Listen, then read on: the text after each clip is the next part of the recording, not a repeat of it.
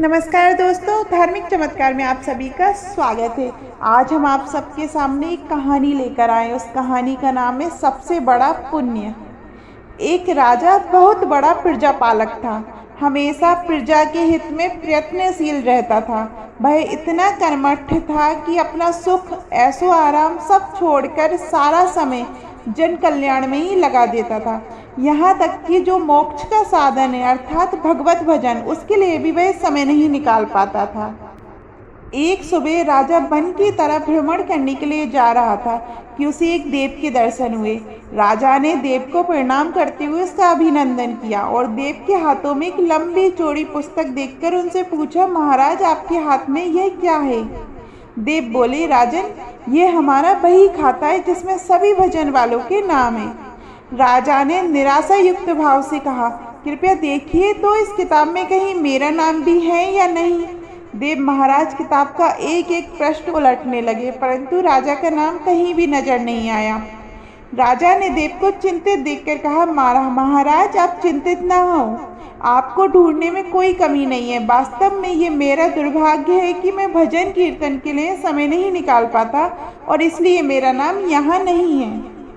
उस दिन राजा के मन में आत्मग्लानि सी उत्पन्न हुई, लेकिन इसके बावजूद उन्होंने इसे नज़रअंदाज कर दिया और पुनः परोपकार की भावना लिए दूसरों की सेवा करने में लग गए। कुछ दिन बाद राजा सुबह फिर वन की तरफ टहलने के लिए निकले तो उन्हें वही देव महाराज के दर्शन हुए। इस बार भी उनके हाथ में एक पुस्तक थी। इस पुस्तक के रंग और आकार में बहुत भेद था। यह पहली वाली से काफ़ी छोटी भी थी। राजा ने उन्हें प्रणाम करते हुए पूछा, महाराज आज कौन सा बही खाता आपने हाथ में लिया हुआ है? देव ने कहा, राजन, आज के बही खाते में उन लोगों का नाम लिखा है जो ईश्वर को सबसे अधिक प्रिय है। राजा ने कहा, कितने भाग्यशाली होंगे वे लोग, निश्चित ही वे दिन रात भगवत भजन में लीन रहते होंगे। क्या इस पुस्तक में कोई मेरे राज का भी नागरिक है? देव महाराज ने बही खाता खोला और ये क्या, पहले पन्ने पर पहला नाम राजा का ही था। राजा ने आश्चर्यचकित होकर पूछा, महाराज मेरा नाम इसमें कैसे लिखा हुआ है? मैं तो मंदिर भी कभी कभार ही जाता हूँ। देव ने कहा, राजन, इसमें आश्चर्य की क्या बात है?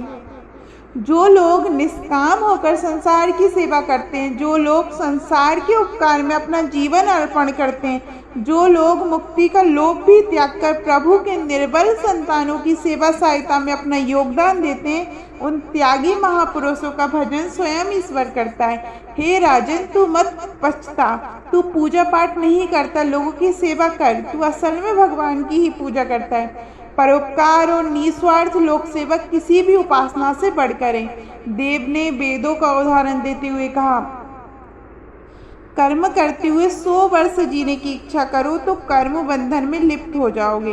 राजन, भगवान दीन दयालु हैं, उन्हें खुशामद नहीं भाती बल्कि आचरण भाता है। सच्ची भक्ति तो यही है कि परोपकार करो, दीन दुखियों का हित साधन करो। अनाथ, विधवा, किसान व निर्धन आज अत्याचारियों से सताए जाते हैं, उनकी यथाशक्ति सहायता और सेवा करो, यही परम भक्ति है।